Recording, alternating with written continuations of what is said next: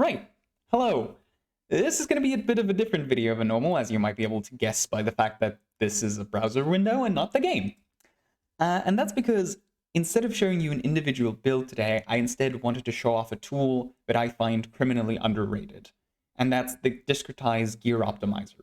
It's an absolute godsend when it comes to tweaking builds and gear for builds in ways that make sense.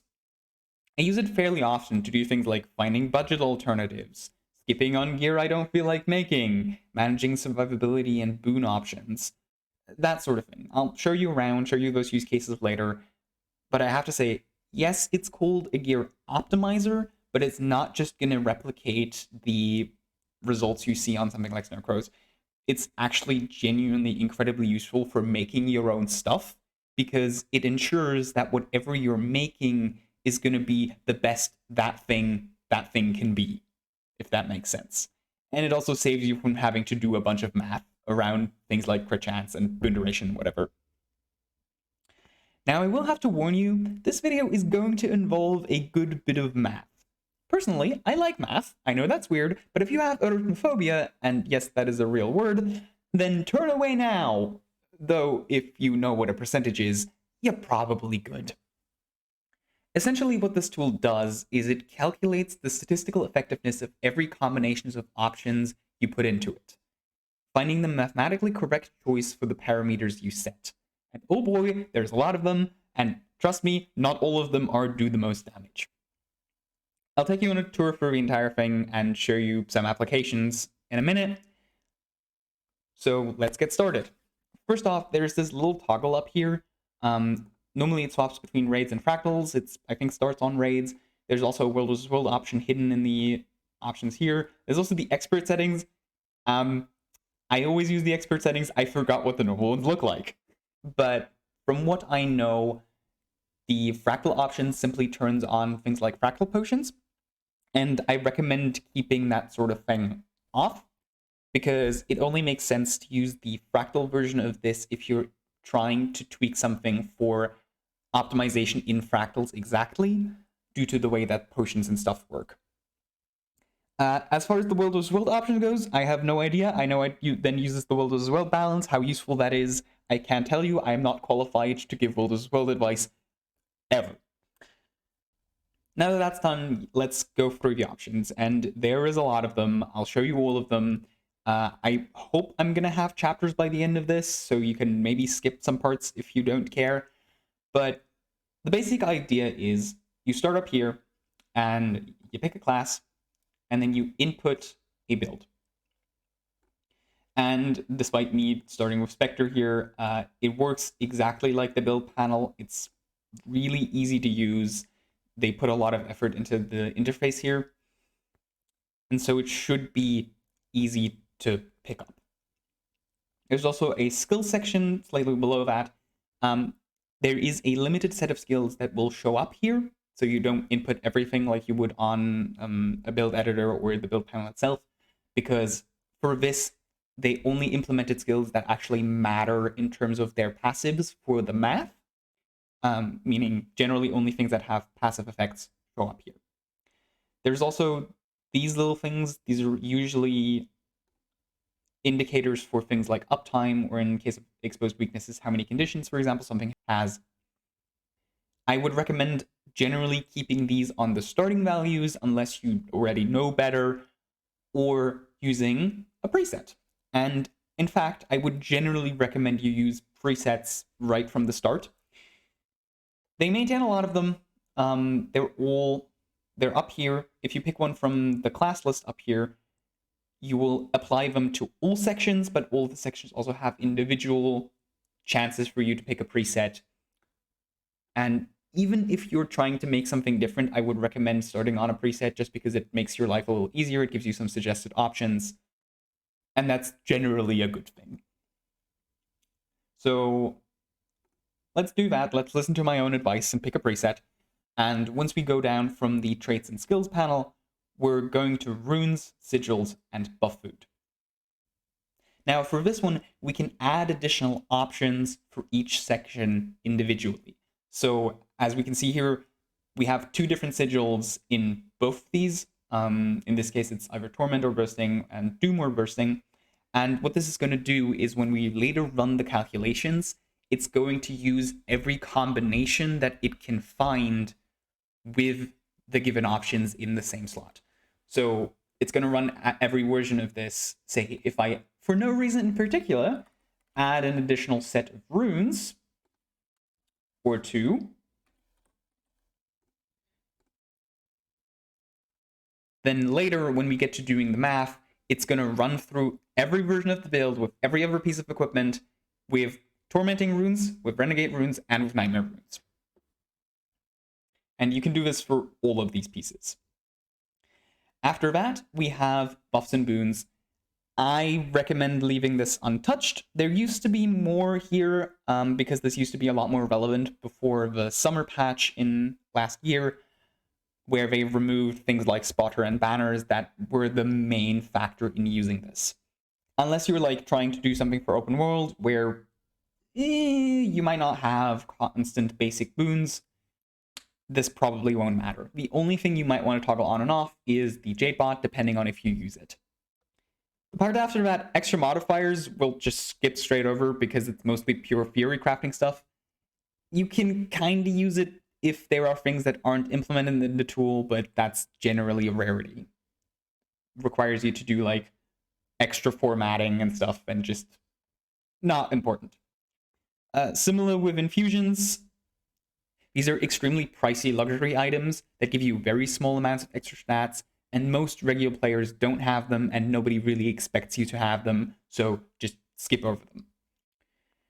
Now, finally, we get to another relevant part, prefixes. Up here, it's exactly what you think it is. You pick the pool of prefixes of stat types that the calculator can choose from. I'll show you some extra uses for this later, but be aware that this adds the most runtime to the program, and it increases exponentially for every type of set you add. Personally, I'd recommend never doing more than 3 at once, because 2 goes fairly quickly, 3 takes a couple minutes, and 4 starts taking maybe half an hour, and I don't think I've ever seen a calculation with 5 finish, so don't do that. Now, on the left here, you can also toggle on advanced controls, and these have some very interesting uses specifically for budgeting. These let you exclude certain stat combinations by the slot, or limit some or all items to exotic rarity, which is important if you're trying to meet certain thresholds, like, again, boon duration or crit chance, for example.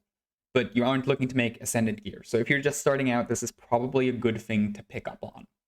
If, for example, you're building a warrior and you want 100% crit chance for your burst skills, but you're building with exotic gear, then you're going to have less precision than if you were using ascended gear, and that might throw off your thresholds. So it's a good thing to input if you have the need. Right below that, we have force slots. Similar idea, it lets you specify things to be an exact stat set, even ones that don't pull from up here. This is mostly useful if you have certain pieces of gear that you know you will want to reuse. Particularly something like a specific weapon that has an expensive sigil on it, for example. Next up, we have the priorities. And the most important part here are our stat criteria. If you are on a support DPS build, you might want to specify a boon duration. This is in percentage, by the way. Or if you're using a build that needs crit cap, you might want to specify that. You can also, if you want to, specify a certain minimum health or toughness to reach a level that you're comfortable with. Of course, this requires you knowing what you're comfortable with in the first place, but this is where you can do it. You can also specify if you're using a one-handed or two-handed weapon. Generally, I would say if you use two-handed weapons at all, pick that option, because this prevents you from getting 2 different stat sets on 2 different weapons in the calculator later on. Just makes it a little bit easier. By default here, we're calculating for damage. There's also survivability and healing options, and I can't speak to the usefulness of the healing one. It's a bit weird, but it exists if you want to run a healing build through this. to optimize boon duration, for example. But I would not recommend using the survivability option because the number it puts out is hard to gauge on what it actually does. I think what this calculates is effective HP, so HP after applying the damage reduction from boons, from passives, and from toughness. But it's a bit of an arbitrary number, so I would much recommend using these health requirements or these defensive requirements if you are inclined to have one of those. Damage, for comparison, uses estimated benchmark values, which is a value that is popular enough that you have points to compare it to. Now, we're almost done, and this section is kind of the primary reason I told you to pick a preset, because this is your damage distribution. And damage distribution is a hard thing to nail down. The values here with the preset come from people who have run the benchmarks and then gotten those numbers out of it. As far as I understand, but don't quote me on this, the condies are the average stacks you get over the rotation, and power is based on some sort of coefficient you can calculate out of benchmark tests. I genuinely recommend just using a preset for this. Use whatever preset is closest. You get a second chance to apply one here if you want. If you're totally unsure and you're not running a Condi build specifically, you can use the 100 power preset, which is power generally averages around 3,000. But Condi can be a bit all over the place. And last, and kind of least, we have target settings, or conditional conditioned damage procs. Yeah, total mouthful. And only relevant if you care about optimizing for very specific bosses. So, skip. Now we've come to where the magic happens. This is the actual calculator. Now, we have our preset with our additional runes from just regular Condi Spectre, right?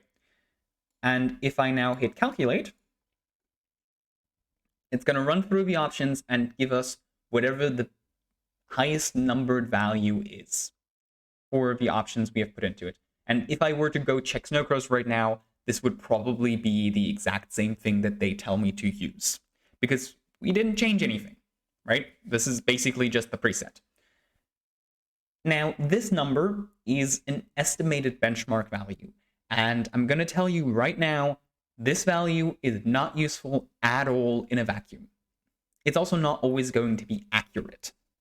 What this is really good for is using it as a point of comparison with other numbers from the same build you're trying to tweak. And the easiest way to do this is actually to use it in percentages. So if you open up the settings here, there's an option, compare percentages, and it will show you, well, how much difference there is between the one you have selected and the other ones. Yeah, the top options are generally just very minor changes in the gear, where you change like the stat set of one of them, and that's going to result in menial differences. But if we actually want to see a big difference, we can use the filter result and group these together. So for example, if I pick runes, it's going to show me our different rune sets and the best option for each of these, instead of using every option that we can. And there we can see not using tormenting runes and instead using renegade runes is a 2.7% damage loss roundabout. And this is also right up our first example, because if I pull up torment runes for a minute, then right here, we can see that torment runes are almost 5 gold a piece, so 30 gold for a set. That is ridiculously expensive, especially if you're not necessarily looking to main Spectre, right? But renegade runes, for comparison, are only around 1 gold 30, so more closer to like, what, 8 gold for a set, which is a lot more affordable. And you're only dropping 2.7% damage, which is not a lot. And I can assure you we can actually do better. Because Tormenting Runes, the main thing it gives you is Torment duration. That's the thing that makes it special. Well, we have another option. If we go back up here and add a Sigil of Demons to both of these, which gives us 20% Torment duration, then hop back down here and recalculate. Ta-da! Suddenly, if we replace the Sigil of Torment instead with a Sigil of Demons, we're only dropping 1.3%. And that is basically nothing, while in the meantime saving you about 22 gold. This is one of the great uses for this tool, finding budget options like these. Let's do another one. Maybe one that's a little more contentious. If I pull up Elementalist and I go to Power Weaver. Oh, and by the way, you might see like the outdated clause here, but what this generally refers to is this section. Nope. Is this section where the coefficients might not be 100% up to date. Generally, for most people, this is not going to matter because, as I said, you probably don't care about the raw number that comes out. You care about the comparisons between your options. Now, a lot of the power builds in this inherently come with multiple options, but Scholar on benchmarks comes out on top pretty much every time. And just for context, again, for the people who might not be as familiar with this is because Scholar is one of very few runes that adds both power and ferocity. Most other power-focused runes have precision on them, which can lead to you overcapping crit or getting too much crit, and then that having diminishing returns in the stats. The second reason why Scholar is so good is the last section, which is 5% strike damage where your health is above 90%. It's actually used to be more. And percentage damage options for runes and sigils are incredibly powerful because of the way damage is calculated. Essentially, they're applied last on top of everything else, making their increases much more powerful than other things you could have in that slot. Now, the thing is, Scholar runes aren't as good as people would have you believing, and for a long time, I was wrong on this as well, because that 5% mattered way more than you think it does compared to the other stat options. And there is other options that are far easier to keep up, like Thief runes, Eagle runes, and an option that I personally quite like, Spellbreaker runes. Because there is almost no bosses that care about Spellbreaker runes, because their condition is that the foe has no boons, and sometimes this matters in fractals, but hardly anywhere else. And they often have larger percentages that are easier to keep up over the course of a fight than compared to Scholar runes. Calculations for Scholar runes are usually done at 100% uptime, which favors them, but realistically, you would actually use a lower option like 90%. I wish they had an option for 50%, but this is something you could theoretically do with the extra modifiers if you felt like it. Don't recommend that, though. But if you now run the calculations with our different options, we still have them grouped. We see that, okay, this is one of the bigger ones where we do drop about 3.7% damage, but this is with 100% Scholar uptime. If we go below this and say even just 90%,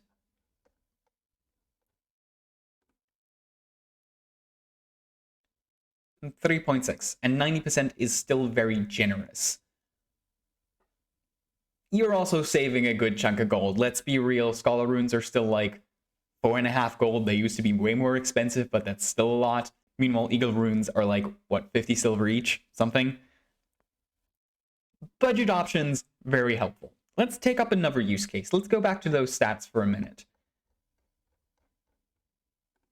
Virtuoso is one of those options, or Connie Virtuoso specifically, is one of those options that really needs 100% crit chance. And this is one of those use cases where I said, hey, if you don't have Ascended, this actually messes with your numbers. So this is one of those times where you might want to mark everything for exotic rarity so that instead you actually end up with the correct amount of crit chance. And admittedly, this doesn't actually use the minimum crit chance thing, because this is just inherent in how the trait is implemented in this tool, that it knows that you need higher crit chance for it. Now, this is actually going to take a minute, and we're still grouping by runes in this case, so I'm going to turn that off real quick. But here we see the setup, how it would be if we don't want to use Ascended at all. And you could specify more. You could say, maybe I got the legendary amulet from the Season of Dragons. So I can say, okay, the amulet can actually be Ascended stats because I have a legendary. Or maybe you don't mind going for the farm on Winterberries and say, okay, one of the rings and one of the accessories and the backpack can all happily be Ascended, and I'm okay with that. So you can change by slot to get the exact result that you want. And similar thing for something like, where is it? Quickness Harbinger, where normally you'd have a bunch of Ritualist gear. But Ritualist gear is annoying to get, at least in Ascended for the trinkets. So I could just say, okay, whatever you're calculating, give me all of these only in exotic. If you're going to use them, give me them in exotic. That way, I don't have to deal with Harvest Temple. Namely, pugging Harvest Temple, because I don't want to do that. This is one of those options that I have used before, and it gives me a version of this. This one doesn't actually run any exotic gear. This one just shuffles around the options to give me the Ritualist pieces that I need, rather than using the exotic trinkets. If we had seen exotic options here somewhere, they would be marked in a little like yellow dotted line, while the blue ones just mean that you have like 2 stat sets, so they're easier to see at a glance. Another thing we can do is Boon duration. Now this one is unfortunately actually genuinely a tiny bit outdated, because Alacrity Renegade, because this just got patched literally on Tuesday, the day before, Tuesday, the week I'm recording this, which dates this video, where Renegade got buffed to require less boon duration for its Alacrity uptime, but I still want to run with this example. Now, this is another one of those cases where leadership runes are the best option normally, but leadership runes are super annoying to get. Leadership runes require you to do a whole bunch of Dragon Stand for a set, and I am personally super burned out of Dragon Stand for ages, because I played Chrono back in the day where that was meta, and also back in the day where that was changing runes and gear literally every patch. So I had to do so much Dragon Stand to keep resetting my leadership runes, because they were the best option at the time. They still are. They give the most boon duration for high boon duration Condi sets, which there aren't that many of, but they do exist. But because they are so annoying to get, what if we use some alternatives? Like, say, Traveler runes, which are generally my replacement for them. Or what if we want to see if this can work if we use Condi runes, like Nightmare runes? Well, one caveat I have to add, this for some reason doesn't come with basic sigils. So let's add like the default. If you're unsure, bursting Geomancy on Condi sets is generally standard. And then one thing we do have to add, because I did test this, and have to add concentration sigils as an option. And then let's do basically the same thing again, but we're going to do bursting and earth and geomancy. You don't have to add every option twice. It's a little bit weird because of how combinations work, but generally you can have one option that only exists in each one, and you're still going to get every combination of them. Now let's run the calculation, and here we see we only get 2 options because that high of a threshold with this type of gear, we cannot hit without using Boon Duration runes. But we do have an option for running Traveler runes, and I didn't take out my specification of not using Ascended Ritualist gear, but now you can see the underline, how that shows up. And we also see it's a very, very minor loss, though you do have to run significantly more Ritualist gear. But even if you're comparing between using more Ascended and less Ascended, this just proves that it's not that important. And this is a poor one to use this on, so let's jump over to Quickness Chrono, for example. This is one of those situations where the base boon duration is held very tightly at 0. Or I think because this forces, yeah, actually this is held at 10% because it forces a concentration citadel bed. This is really tight. From experience, I can say this is one of those cases where you might want to adjust it upwards. I'm going to say instead of running 10%, I want to run 20%. So I obviously have to add something that gives me potential boon duration. Where is that? Diviner, here. And then we can run this again. And right here we are with our calculated set that we could now take and implement for our build. Just like that. And as we can see down here, which I haven't shown off yet, but this is just a different view of all of the stats where you can see them laid out. But it tells us here, 20% boon duration. Right, and I think the last example I want to give is how to use this for like maybe open world or survivability stuff, and how you can effectively approach that. One of my favorite examples for this is Condi Weaver, because people always think that Ellie is so incredibly frail and that you have no way of getting out of that. But we can actually take a look here. So if I, and this isn't running sigils for some reason, so let's put those in for a second. Again, default is kind of the setup for most Condi builds. Bursting Geomancy, bursting Earth, right? We'll see the default version is like this, and I'm going to turn the filter off for a second. Just under 4K. Turn this off as well, thank you. Just under 4K. Now, we have some options to add some more survivability. Obviously, the Jade bot is already active, which gets us a bunch of health, and personally, that tends to be enough for me. But if you want to add more, well, you can very easily run the sword trait on Condi Weaver, and this is the Sword Weaver variant that actually uses the sword, so you get more health from this even. But we can go a step further and force Balthazar runes.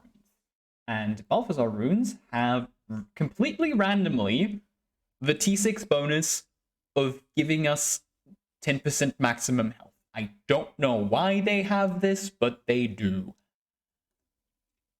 And now I do want to add one thing where I add Malice Sigils just in case. And now if we run the calculations, we know this number. Normally now I take down this number so we can do a comparative calculations in a second. But if we run it again, here is our optimal version with Elementalist runes still. We dropped less than 1,000 damage and now have about 17k health. And if we filter by runes, then Balthazar runes are another small drop, where we're dropping a total of just under 2k damage from the benchmark, or from the potential benchmark, but we're running with 18.6k health, which is plenty. That is, I think, about as much as Necro normally has. And then I could gush on about the benefits of running Condi Weaver and all of the defensive support it just inherently has, but that watch the Connie Weaver video for that one. And we could do a similar thing on Power Weaver if we wanted, but that's a little bit harder to give up. Because this is the reason we are allowed to do this is because this is a crit trait, and Power Weaver does not, Connie Weaver rather, does not care that much about the crit. And instead, you also care about gaining vitality as Connie damage, which refunds some of the damage you lost from the crit chance. This is a lot bigger of a deal on Weaver, on Power Weaver specifically, where the crit chance does matter. But if we take a look at Power Weaver and do a different thing, where we run this calculations to take a look, and again, 396. Now, normally, again, I'd take this down. And what if instead I force this to run Marauder Gear?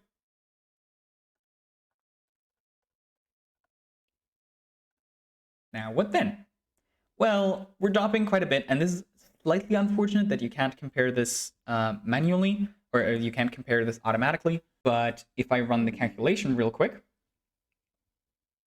and we went from 396 to 384, and that is around 13% damage.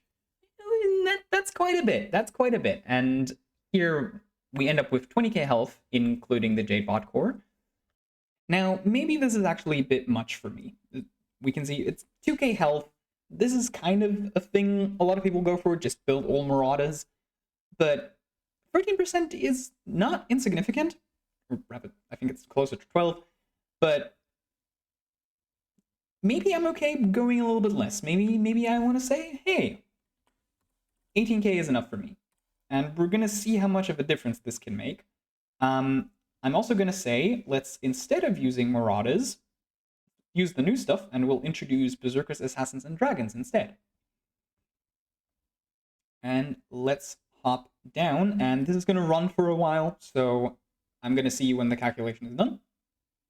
And now that it's done, we can, I'd actually look at this one instead. We can see we have a set with almost exactly 18k health, and we have much higher damage, and we can reasonably still use Eagle runes, which are so much easier to use than Scholar ones. And this, if I calculate this out real quick, only about a 4% damage loss. 4% for a massive gain in health. And this is the sort of thing you can happily experiment with and figure out what you like and where you're comfortable with. And then just let this thing do the math for you instead of having to fiddle around with gear yourself the entire time. And just give you really helpful results that I think a lot more people would benefit from than currently are willing to use this tool. All right, really long video. If you watched this, thank you. Goodbye.